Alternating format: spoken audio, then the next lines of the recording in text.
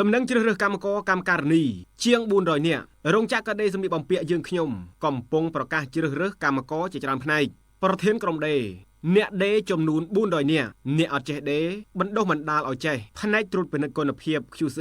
ប្រធានតកាត់និងផ្នែកផ្សេងជាច្រើនទៀតអត្ថប្រយោជន៍ដែលទទួលបានប្រាក់ខែគោល$208ជំនាញ D កម្រិត A $35ជំនាញ D កម្រិត B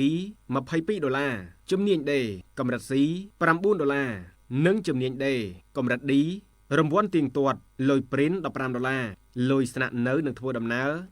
$18លុយបាយថ្ងៃត្រង់$2000រៀលស្មើទៅនឹង$13ក្នុងមួយខែលុយសហការ$5ប្រាក់កងត្រា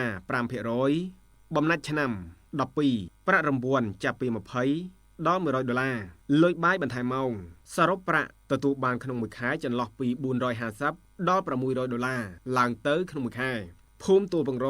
សង្កាត់ចំចៅទី1ខណ្ឌពោធិ៍សែនជ័យរាជធានីភ្នំពេញក្រោយផ្សារខេមលលេខទូរស័ព្ទទំនាក់ទំនង092 24 45 22 015 49 25 49 096 318 0470សាកសួរបានក្នុងម៉ោងធ្វើការសូមឃ្លីកបន្តរបស់បងប្អូនដែលកំពុងស្វែងរកការងារធ្វើឱកាសការងារពីរោងចក្រកាត់ដេរសម្លៀកបំពាក់កំពុងប្រកាសជ្រើសរើសកម្មករបន្ទាន់ជាង400នាក់បានទទួលដំណឹងនេះផង